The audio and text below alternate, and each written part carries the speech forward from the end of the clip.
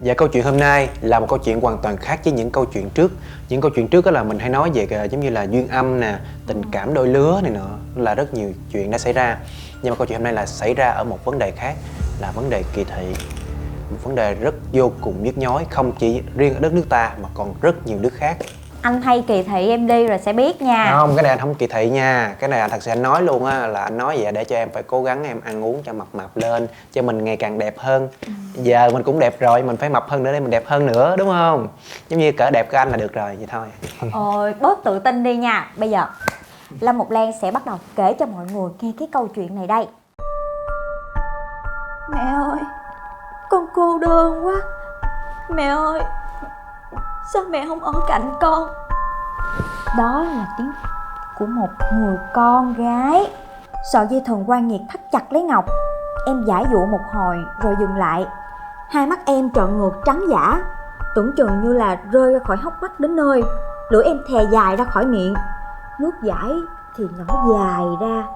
Mặt mũi em bắt đầu thâm tím, môi em thâm tái như là miếng thịt bò vậy đó. Đến đây thì chắc có lẽ có người cho em là non dại.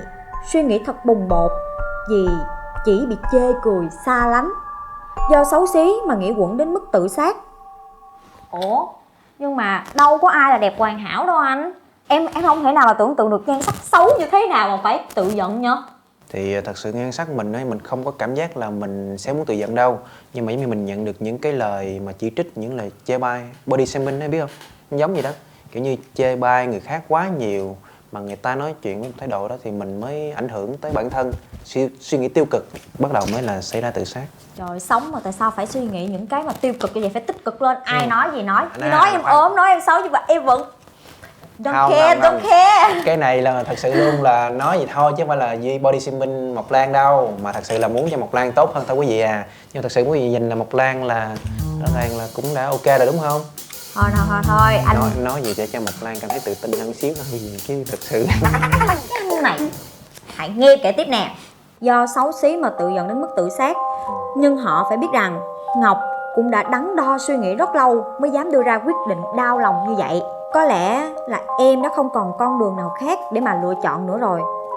Cái chết có lẽ là sự giải thoát, là sự chọn lựa duy nhất của em. Sống mà toàn đau khổ, cô đơn với bóng tối thì sống làm gì? Em không có làm gì sai cả, chỉ là vẻ bề ngoài của mình thôi mà em phải gánh chịu tất cả. Thật tội nghiệp cho một tâm hồn bé bỏng mà phải chịu những lời cay độc, kỳ thị xa lánh như vậy. Đến ngay cả người thân, ruột thịt còn xa lánh em, nó huống chi là người ngoài. Nhưng liệu cái chết đó có giúp cô bé tội nghiệp thoát khỏi cô đơn, đau đớn, hay là lại càng giằng xé trong tâm hồn hơn, khiến cho mọi chuyện tồi tệ hơn? Xác Ngọc cứ treo lơ lửng như vậy một thời gian dài. Vì từ nhỏ mọi người đã xa lánh, hắt hủi cô bé, nên không ai phát hiện ra rằng em đã chết. Dưới ánh trăng bàn bạc, bỗng hiện ra một bóng người mảnh dẻ, nhẹ bước trên bóng những cành lá anh đào mờ mờ sao động suốt dải đường lấp loáng.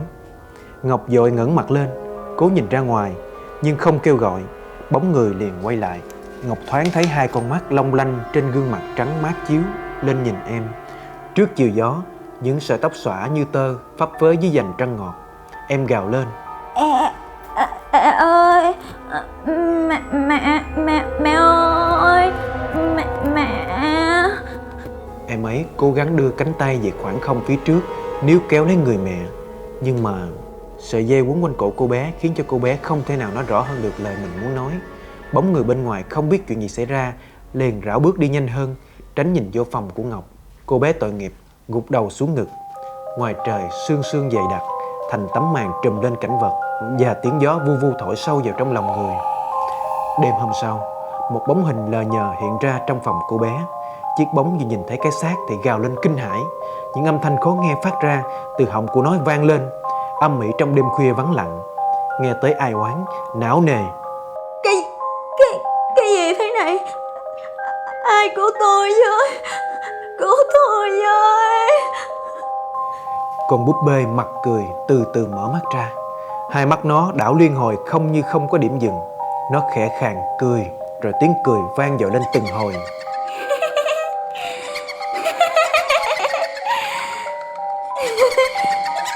Mỗi lần tới chuyện mà thấy Mộc Lan cười cái tự nhiên sởn da gà quá mọi người à. Mỗi lần mà nghe anh nói một cái Không cái ạ. tiếng cười á là em bị nhập tâm á mọi người. Thì bởi vậy mới nói em có cái gì cũng không hoàn hảo, nhưng mà có cái cười là em hoàn hảo nhất thôi à.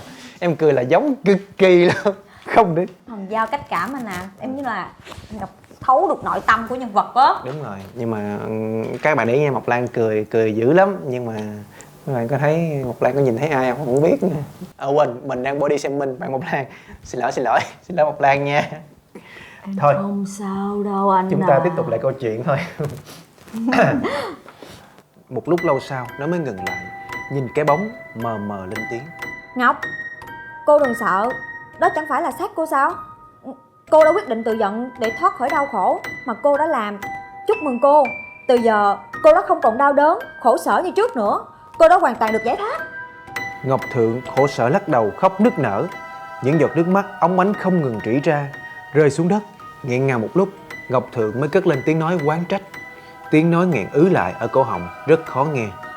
Ngươi lừa ta. Giải thoát ư? Ta vẫn còn đó đây thôi. Nỗi đau, cô độc trong ta vẫn còn nguyên. Nó còn tăng lên gấp bội phần.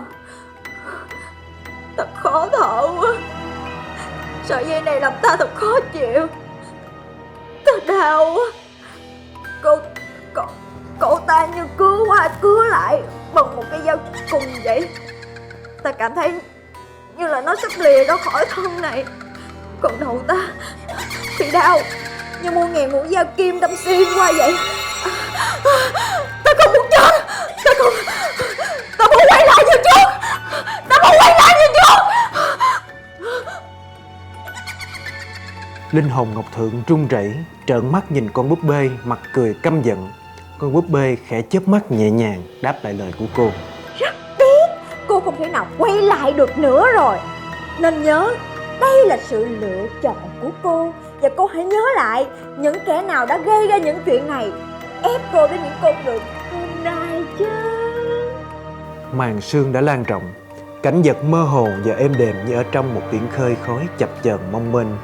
Những hàng cây ở hai bên đường xanh thẳm lại, ẩm ướt nặng nề. Trời rất lạnh. Cứ gì phải dầm lội trong mưa bão tới mà có những cảm xúc lạnh lẽo mãnh liệt như tôi. Trong đêm nay chỉ nghĩ tới trong vắng lặng và nhớ thương người mẹ hiền. Từ cũng đủ rạo rực và đau đớn đến tê dại. Gió càng mạnh, khi lạnh đêm khuya càng thấm. Những mảnh lá chạy xào xạc trên mặt đường chạy cả vào trong lòng của tôi, với những âm thanh mơ hồ như tiếng chim trụ rỉ ở đâu đó quanh đây. Ánh điện dần phơn phớt xám, soi sáng cho cảnh vật vắng lặng chìm đắm. Lúc bấy giờ từ hơi sương bàn bạc, hơi sương sửa một đêm trăng nặng mây. Trong lòng tôi, tiếng lá xao xao như không bao giờ tắt. Giá buốt quá. Trong lòng tôi sắc lá rụng mãi ra, nhiều bao nhiêu lại biến nhanh đến bấy nhiêu. Tôi mê man với hình ảnh một đám ma tẻ nhạt, không kèn không trống. Khí lạnh ngày càng đậm hơn. Chúng nhẹ nhàng lướt qua khe cửa và tràn vào phòng tôi, làm tôi lạnh quá. Từng đợt khí cứ nhẹ nhàng mơn man, lấy từng ngón chân dần dần lên đến bắp đùi, hai cánh tay. Tôi rung lên bần bật từng hồi, tiếng rên méo mó khẽ phát ra từ miệng. Lúc đó tôi cảm thấy khắp người, nổi da gà từ ngoài da rồi vào trong ruột, từ ngón chân rồi lên vành tay, đều buốt rút. Cái lạnh ấy như là những mũi khâu vậy. Anh không hiểu được đâu, cái cảm giác em bị một lần rồi. Bị sao? Tự nhiên á, không khi không. Có cảm giác như là ai đang ở phía sau mình gì nè, đang gờ đến cái ót của mình vậy đó. Nhưng mà khi mà em quay lại thì không thấy ai hết trơn á. Nhưng mà em đỡ hơn cái trường hợp này một chút xíu. Vậy là giống như là nổi da gà đúng không? Đúng rồi. Nổi da gà lên này nọ. Không, hồi đó anh có từng vậy rồi. Nhưng mà thật sự là do là lúc đó là anh đói bụng quá nên anh nổi da gà chứ không phải. Có liên quan ghê cái anh này. Em kể tới đâu rồi? Buốt rứt nè. Kể tiếp nha mọi người. Cái lạnh như những mũi kim khâu vậy, nhỏ nhẹ mà rất mãnh liệt. Chúng chích từng đợt vào người tôi, nhói đau, ran rát. Tôi co rúm người lại, đầu gối chụm cầm, áp lấy ngực, không cho thò một mẩu da nào ra ngoài để giữ lấy hơi ấm. Bên ngoài gió cũng thỉnh thoảng rít lên, đồng thời một loạt tiếng rào rào ướt át nổi dậy rồi biến mất trong hoang vắng. Những âm thanh lạnh lẽo ấy càng gợi ra trong trí tưởng tượng của tôi những lùm cây cối sai mềm lá xô cuốn nhau để thoát khỏi mặt cỏ lùm bùm, và những khóm cây tơi bời vì đã dùng dãy để vượt qua những khủng hoảng chật hẹp, gai góc và ứ bùn cống rãnh kia. Trằn trọc suốt mấy giờ, tôi rời rã hết cả cơ thể và tâm trí, nhưng tôi không thể nào nghỉ ngơi được. Tôi đau không thể tưởng được, hai chân căng cứng như là muốn rã rời, nhưng cứ hễ thả lỏng một lúc là cái lạnh lại ùa về hành hạ tôi, nên tôi đành phải tiếp tục co người lên để chống chọi chúng. Khỏi phải nói, chắc chắn các bạn phải biết là cổ tôi đau như thế nào khi phải chịu đựng sức nặng của cả cơ thể. Nó tức, buốt, không thể tả được, thà chặt đầu đi á còn dễ chịu hơn. Lưỡi thì cứ thè ra ngoài đến tận ngực. Lưỡi mình có thể đến tận ngực luôn hả anh? Cái này giống như là cái cảm giác thôi. Nhưng mà điều đó thấy chứng tỏ là gì? Khi mà mình tự tử á, mà đặc biệt tư thế treo cổ á, thì thông thường cảm giác nó sẽ rất là khó chịu. Với thứ hai nữa là anh nghĩ là nó là cũng là một cái gì đó, cái tội á. Anh có nghe trong kinh Phật á là tự tử là một tội chưa? Đúng rồi, Tại mình hủy hoại bản thân của mình á. Đúng rồi, tại vì thân xác này là do cha mẹ mình ban cho mình mà, đúng không? Mình phải yêu quý và trân trọng nó chứ. Giống như mình đang phải gánh cái tội mình đã gây ra. Không tài nào rụt vào trong được, rớt dãi chảy nhớt nhúa, ướt đầm đìa áo tôi. Nó thật khó ngửi, cho dù đó là dải của tôi, nhưng tôi thấy nó vẫn rất là khó chịu. Hai con mắt thì cứ trợn trừng lên mãi, còn cái lưỡi thì thè dài ra. Tôi không tài nào mà nhắm mắt được. Một thời gian sau, tôi cũng không biết được là bao lâu nữa. Có thể là vài tuần, một tháng, hay cũng có thể là hơn nữa. Tôi cũng không hề nhớ rõ. Dù trời rất lạnh, nhưng xác tôi bắt đầu bốc mùi. Khuôn mặt của tôi sưng to lên, tím liệm. Hai mắt hốc, hậu môn và bộ phận sinh dục bắt đầu nhỏ ra, nhỏ giọt những chất dịch vàng và máu thâm đen. Chà, ghê quá, cái này là xác bắt đầu bị phân hủy em. Nhưng mà tại sao mà không lựa những cái cách chết nhẹ nhàng hơn để... Tại vì đâu có ai biết trong phòng đâu. Giống như là bây giờ câu chuyện này là sẽ ra phòng kính, mà cô bé này là giống như là tự ti với bản thân á, rồi xong là tự tử, rồi những người xung quanh thì họ không quan tâm luôn. Đấy cũng là một cái sự thờ ơ của xã hội, của những người xung quanh. Đúng. Mùi hôi tanh tởm lợm bốc lên thật kinh khủng. Tôi kinh hãi nhìn vào cái xác của chính mình đang bị phân hủy từng ngày.